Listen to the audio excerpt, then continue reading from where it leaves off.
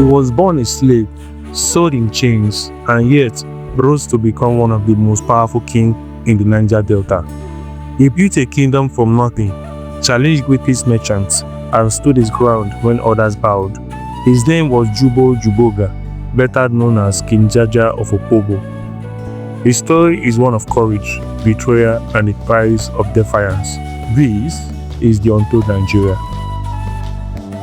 Jaja was born around 1821 in Umuduruoha, Niger, present-day Imo State.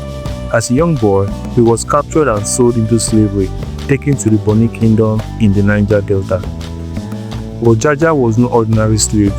Through intelligence, loyalty, and hard work, he rose within the Ena people house, one of Bonny's trading families.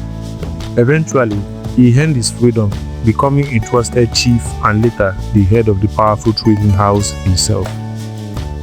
By the 1860s, Bonny was divided by rivalry, the Ana people house and the Manila people house. He had war for control of trade with the Europeans. When tensions turned bloody, Jaja led his people to safety, founding a new settlement deep in the Delta Creeks. He named it Opobo after an ancestor and declared himself a king. From that swampy land, he built a thriving city-state. Oil flowed through his kingdom, and Jaja personally negotiated with British merchants, demanding fair prices and respect for his sovereignty. Under Jaja's rule, Opobo became one of the wealthiest kingdoms in the Delta.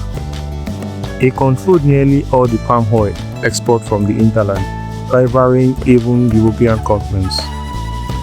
Traders from Igbo and Ibido lands came to Opobo's market, while foreign ships waited offshore for Jaja's approval to trade. But success came with envy. British traders, frustrated by Jaja's control, accused him of blocking free trade. To them, Jaja was a problem, a black man standing in the way of empire. Behind the powerful king was a devoted family. His beloved wife, Queen Jaja, was known for her elegance, intelligence, and quiet strength.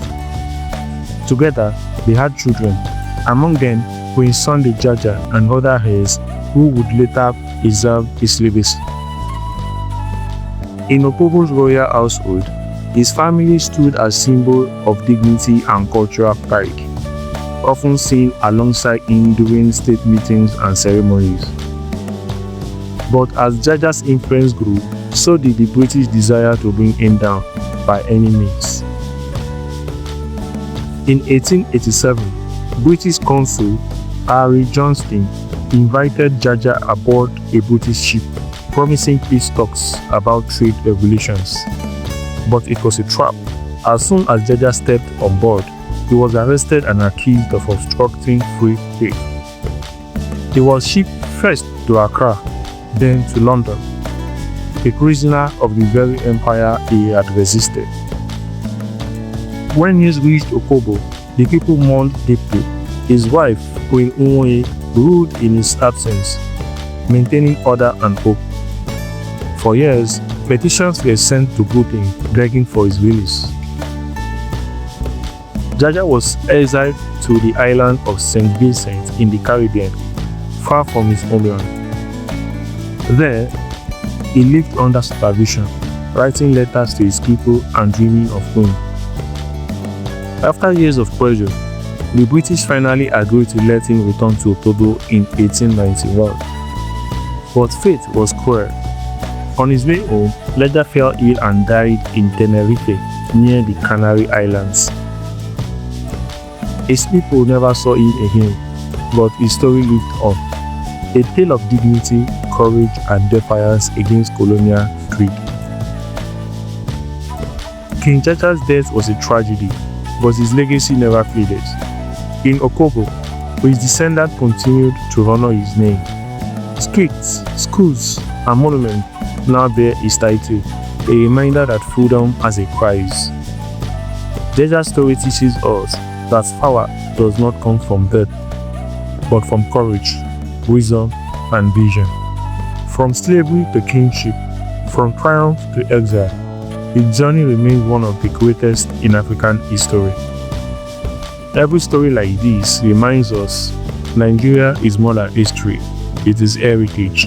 If you believe these stories deserve to be heard, don't just watch, be part of it. Subscribe, share, and let's build the Untold Nigeria to light, one story at a time. This is the Untold Nigeria.